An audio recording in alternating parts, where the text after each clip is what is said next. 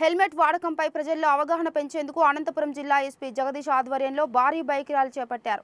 గత నెల 15వ తేదీ నుండి ఈ నెల 15 వరకు జిల్లాలో పోలీసు, ఆర్టీఏ, రెవెన్యూ యంత్రాంగంతో కలిసి రోడ్డు భద్రతా మాసోత్సవాలు నిర్వహిస్తున్నారు. ఈ మాసోత్సవాల్లో భాగంగా రోడ్డు సేఫ్టీపై వివిధ రూపాల్లో ప్రజల్లో అవగాహన కల్పిస్తున్నారు.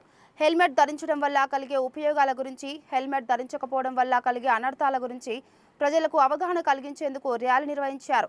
ఈ సందర్భంగా ఎస్పీ మాట్లాడుతూ ద్విచక్ర వాహనాలపై ప్రయాణించే వారికి రక్షణ కవచంలా హెల్మెట్ ఉంటుందన్నారు. దీంతో పాటు ప్రతి వాహనదారుడు డ్రైవింగ్ లైసెన్స్ కలిగి ఉండాలని సూచించారు.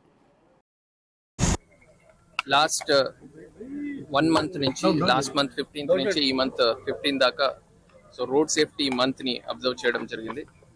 దీని భాగంగా police, transport and revenue administration తరపు నుంచి across the district different awareness programmes ని ఏర్పాటు చేయడం జరిగింది. దాని భాగంగా ఈరోజు ఒక బైక్ ర్యాలీని, హెల్మెట్ అవేర్నెస్ గురించి ఒక బైక్ ర్యాలీ ఏర్పాటు చేయడం జరిగింది.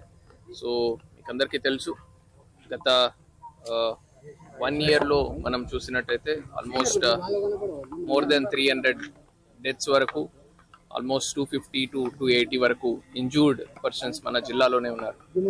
మా జిల్లాకి సంబంధించి more than 500 kilometers of national highway ఉంది.